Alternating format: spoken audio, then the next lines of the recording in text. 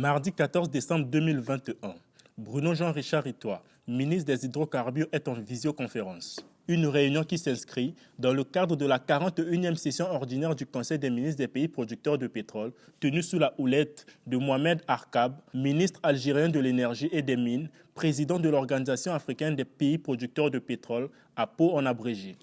Ce Conseil des ministres se penche sur l'examen de l'avenir de l'industrie pétrolière et gazière en Afrique. D'autres questions organisationnelles sont à l'ordre du jour, notamment l'évaluation des activités de cette organisation, dont la présidence est assurée par l'Algérie courant 2021, ainsi que la tenue du premier sommet des chefs d'État des pays membres de l'APO, laquelle les préparatifs sont au ralenti.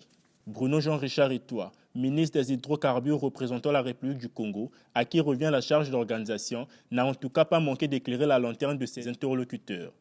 Des notes ont été faites à l'ensemble du gouvernement et nous travaillons à la mise en place du comité d'organisation, ce qui devrait être fait en étroite collaboration, bien sûr, avec le secrétariat de l'APO. Nous avons un certain nombre d'usages congolais et probablement l'organisation sera placée sous l'autorité du Premier ministre lui-même.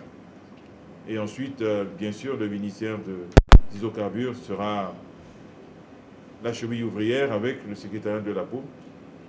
Et donc tout ceci devrait être fait assez rapidement et c'est pour cela qu'aujourd'hui nous pensons, compte tenu des agendas extrêmement difficiles à gérer des chefs d'État, que le premier trimestre peut être un peu court.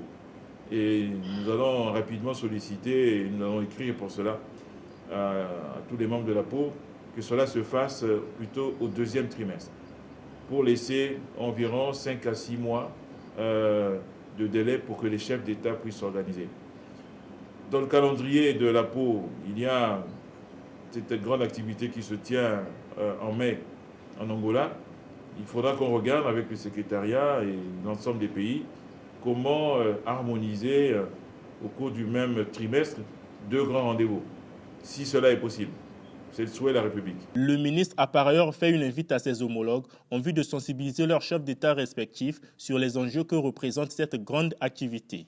Je souhaite, puisque nous en parlons ici, que mes collègues ministres soient les porte-parole à la fois de l'APO et du Congo-Brazzaville dans leur compte rendu à leurs chefs d'État respectifs pour les sensibiliser déjà avant qu'ils ne reçoivent les lettres officielles de leurs frères, de leur homologue, le président Denis Sassou Nguesso, et peut-être même que ces lettres seront portées par le ministre des Hydrocarbures et que nous aurons l'occasion ainsi de venir dans chacun des pays et je compte sur mes frères et collègues pour apporter tout le soutien au succès de cette activité. Créée en 1987, l'APO, qui regroupe une dizaine de pays, vise entre autres la promotion de la coordination des politiques et stratégies commerciales afin de mieux gérer leurs ressources non renouvelables et de tirer profit de leur exploitation, des revenus équitables, ajouter une assistance aux pays africains importateurs nets de pétrole pour satisfaire leurs besoins en énergie.